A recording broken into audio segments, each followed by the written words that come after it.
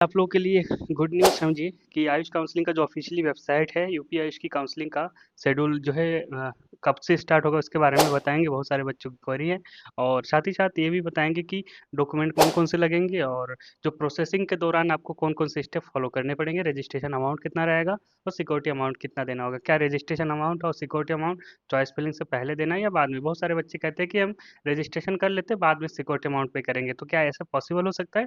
तो इसके बारे में जानकारी लेंगे।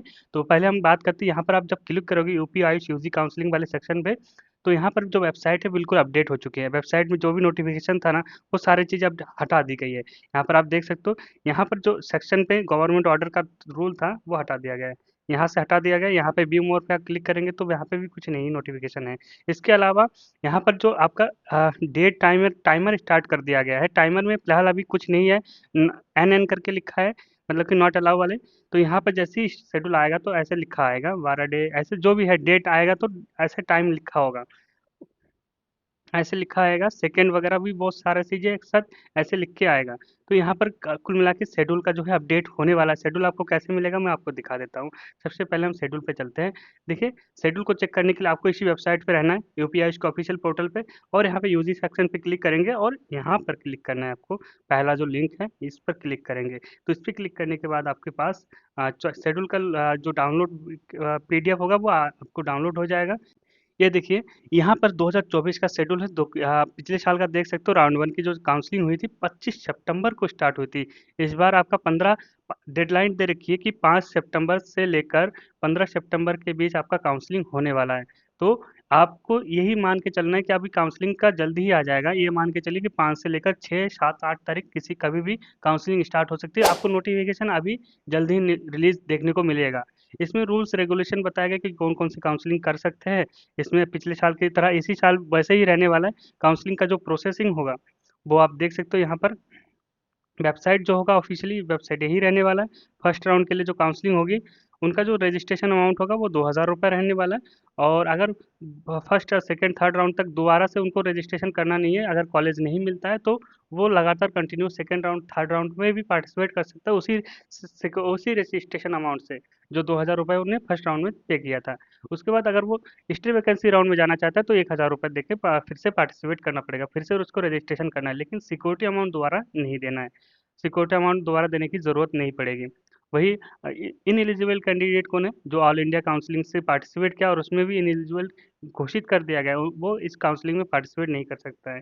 ठीक है, तो ये सारी चीज़ें बताई गई है काउंसलिंग के दौरान कैसे क्या क्या चीज़ें करनी है। और सिक्योरिटी अमाउंट की बात करें, बहुत सारे बच्चे क्या कहते हैं, रजिस्ट्रेशन करके छोड़ देते हैं और चॉइस फिलिंग का वेट करते हैं, लेकिन चॉइस फिलिंग उनका नहीं आता। क्यों?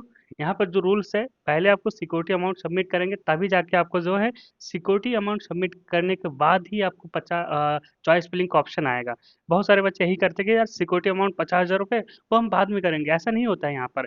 यूपी के काउंसलिंग में ऐसा नहीं होता। हरियाणा की काउंसलिंग में आप रजिस्ट्रेशन करोगे, उसके बाद आप कॉलेज अलॉटमेंट होता है तो आपको फिर जो कॉलेज अलॉटमेंट होने के बाद सिक्योरिटी अमाउंट देना पड़ता है। कॉलेज में रिपोर्टिंग करना पड़ता है पहली बार। उत्तराखंड में भी ऐसे ही है, पहले आपको अलॉटमेंट होगा उसके बाद 15,000 रुपये आपको सबमिट करना होता है। ऐसे ही आपका पंजाब का, वहाँ पे भी अलग रूल है। हर एक स्टेट का अलग अलग रूल है। तो यहाँ पर कुल मिला के आपको हर एक स्टेट का एलिजिबिलिटी क्राइटेरिया पता होनी चाहिए और कैसे आपको पार्टिसिपेट करना है, रूल्स रेगुलेशन आपको पता होनी चाहिए। सबसे पहले आपको यहाँ पे रजिस्ट्रेशन करना होगा। मैं आपको बता देता हूँ रूल्स में। रजिस्ट्रेशन करना है, रजिस्ट्रेशन अमाउंट 2,000 रुपये रहेगा। उसके बाद आपको सिक्योरिटी अमाउंट सबमिट करने हैं। सिक्योरिटी अमाउंट सबमिट करेंगे 50,000 रुपये या 20,000 रुपये, गवर्नमेंट के लिए 20,000 रुपये।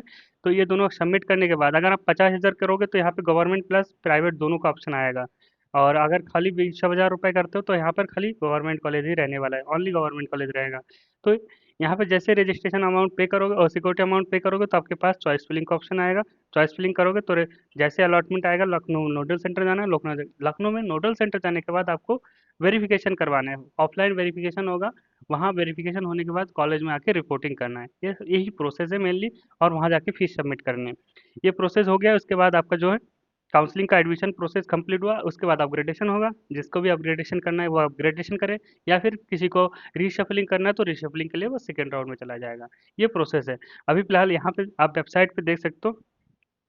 वेबसाइट का क्या है कि यहाँ पे प्रोसेस बताया गया, रजिस्ट्रेशन करना है, अपलोड डॉक्यूमेंट्स। अच्छा, अपलोड डॉक्यूमेंट्स कब करने हैं, यहाँ पे जो रूल्स यहाँ पे बताया गया ना, पहले रजिस्ट्रेशन करना है, उसके बाद पे करना है, सिक्योरिटी अमाउंट पे और रजिस्ट्रेशन अमाउंट पे करेंगे, उसके बाद सिक्योरिटी अमाउंट पे करेंगे, उसके बाद ही डॉक्यूमेंट अपलोड होगा। यहाँ थोड़ा इससे ये स्टेप यहाँ पे पुराना स्टेप ऐसे फॉलो किया गया है, लेकिन जब काउंसलिंग करोगे तो आपको ये स्टेप जो है सिक्योरिटी अमाउंट पे करने के बाद ही आपको आएगा।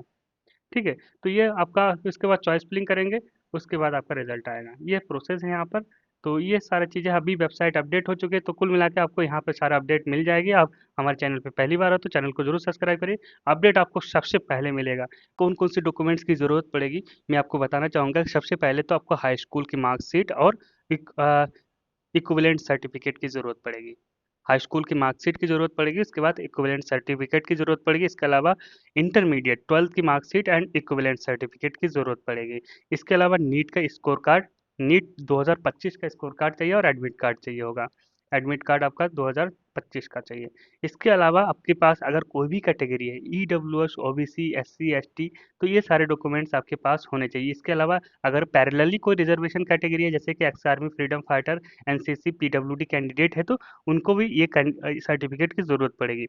डोमिसाइल सर्टिफिकेट की ज़रूरत उन स्टूडेंट को पड़ेगी जो स्टूडेंट हाई स्कूल और इंटर अदर देन यूपी से किया है, लेकिन वो यूपी का डोमिसाइल है, वो यूपी में रहता है, यूपी में उनका घर है, सब कुछ वहाँ घर का, इनका स्टेट यूपी है, लेकिन वो पढ़ाई अदर स्टेट से किया है, तो उनको डोमिसाइल सर्टिफिकेट की ज़रूरत पड़ेगी। और दूसरी बात कि आपका अलीगढ़ यूनिवर्सिटी से कोई भी पढ़ाई किया तो उनको भी ज़रूरत पड़ेगी।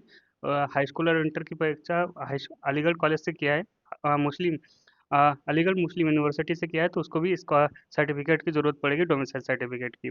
इसके अलावा आधार कार्ड की ज़रूरत पड़ेगी, आधार कार्ड नहीं होगा तो उस कंडीशन में आपका ड्राइविंग लाइसेंस होगा, पासपोर्ट और पैन कार्ड की ज़रूरत पड़ेगी, या फोटो युक्त पासबुक की भी होगा तो भी चलेगा। इसके अलावा आपको फ़ोटो की ज़रूरत पड़ेगी, जो भी फ़ोटो आपने नीट में अपलोड किया था। ये सारा प्रोसेस है, आपको मैंने बताया, इससे पहले भी कई बार अपडेट कर चुका हूँ। अभी अगर आपने ये पूरा इन्फॉर्मेशन नहीं देखा है तो ये वीडियो ज़रूर देखिए, जो मैंने पहले ही बनाया था, वो हम आपको अभी लास्ट में शो करेंगे, लिंक इन डिस्क्रिप्शन में रहने वाला है। ठीक है, काउंसलिंग से रिलेटेड कोई भी हेल्प चाहिए तो हमें से कांटेक्ट भी कर सकते हो। अगर आपको पेड काउंसलिंग में एनरोल करना है तो आप हमारे पेड काउंसलिंग में भी रजिस्टर करके अपना काउंसलिंग स्मूथली करा सकते हो। बेस्ट कॉलेज आपको हम सजेस्ट करेंगे। ओके, मिलते हैं अगली वीडियो में। Thank you.